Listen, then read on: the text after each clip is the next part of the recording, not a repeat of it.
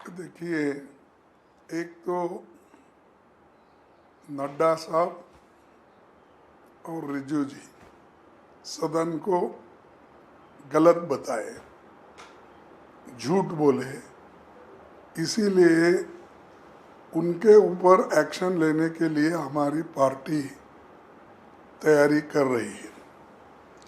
दूसरी बात उन्होंने ये कहा कि कांग्रेस पार्टी धर्म के आधार पर ये रिजर्वेशन दे रही है। ये सरासर झूठ है। धर्म के आधार पर तो बीजेपी कानून बना रही है। हम कभी धर्म के आधार पर कोई रिजर्वेशन कॉन्स्टिट्यूंट असेंबली के मेंबर भी नहीं दिए, और जो ड्राफ्टिंग कमेटी के चेयरमैन और बाबा साहब अम्बेडकर ने भी यह कहा भी नहीं कहा, और दूसरे जितने भी हमारे नेता थे, वल्लभ भाई पटेल या अपने पंडित जवाहरलाल नेहरू जी, बहुत से नेता जो बहस किए कॉन्स्टिट्यूंट असेंबली में, ये मुद्दा कभी उन्होंने छेड़ा नहीं और इसके बारे में वो बात हुई नहीं। लेकिन ये खामोखा इन्होंने आज ये मुद्दा उठाकर अपने करप्शन केसेस को ये गवर्नमेंट छुपाना चाहती है।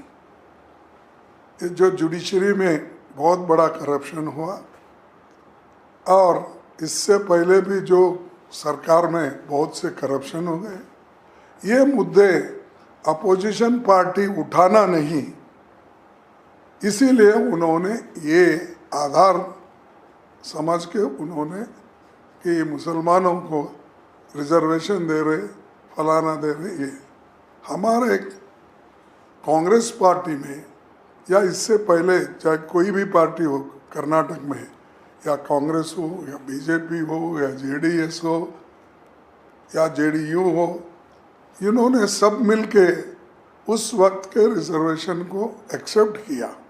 जो रिजर्वेशन 94 में शुरू हुआ, तब से लेकर अब तक वो रिजर्वेशन है। और उसके लिए ये एस.एम. कृष्णा के ज़माने में भी था, मोइली के ज़माने में था, फिर उससे पहले देवेगौड़ा के ज़माने में भी था, फिर उसी साथ जो जे.एच. पटेल थे, और उसके बाद में फिर जितने भी अपने बीजेपी के भी नेता लोग जो थे, येडियुरप्पा था और सेट्टार था और सदानंद गौड़ा थे, ये सब ने वैसा ही कंटिन्यू करे। और कुमार स्वामी के ज़माने में भी कंटिन्यू रहा, धर्म सिंह जी के ज़माने में भी कंटिन्यू रहा, और अब तक वो कंटिन्यू है। लेकिन उनको क्या दर्द है? तो एक दर्द है उनको, जो कर्नाटक में गारंटी सक्सेसफुल हो रहे हैं। हमारी 5 गारंटियां जो है जनता तक पहुंच रही है और जनता तक जा रही है, इसीलिए वो बड़े दुखी है कि ये कांग्रेस की पॉपुलैरिटी इस ढंग से बढ़ रही है। और चौथा ये है कि मुसलमानों को पहले भी कोई अलग नहीं दिया रिजर्वेशन, आज भी कोई अलग नहीं दिया। जो मोदी जी ने अपने वक्त अपने स्टेट में उन्होंने मुसलमानों को ओबीसी में डाला था, और जो ओबीसी को जो भी सहूलतें मिलना चाहिए वो वहाँ के चंद मुसलमानों को भी मिल रहा है। और यही महाशय थे जिन्होंने, मोदी जी ने खुद अटल बिहारी जी वाजपेयी के वक्त रेकमेंड किया कि ये स्टेट लिस्ट जो हमने लागू किया, इसको आप सेंट्रल लिस्ट में भी डालकर लागू करो। तो ये सब उन्होंने भी किया, लेकिन हमने तो ये बैकवर्ड क्लास के कैटेगरी में डाल के जैसा कि हमारे पास क्या है, ए बी है, B2 है, 3 है, 3A है, 3B, ऐसा 5 कैटेगरीज करके हमने सबको न्याय दिलाने की कोशिश की है।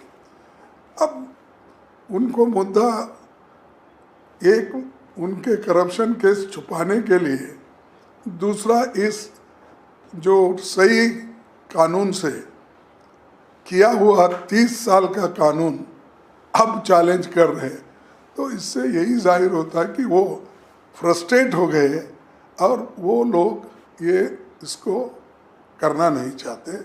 इसलिए हमारे लोग पूरे डट कर इसका मुकाबला करेंगे। हमने संविधान कांग्रेस ने रचाया है, कांग्रेस इसको हिफाजत करेंगे, लड़ते रहेंगे। कोई भी अगर इस संविधान के खिलाफ अगर कोई कहता है तो कांग्रेस चुप बैठने वाली नहीं है।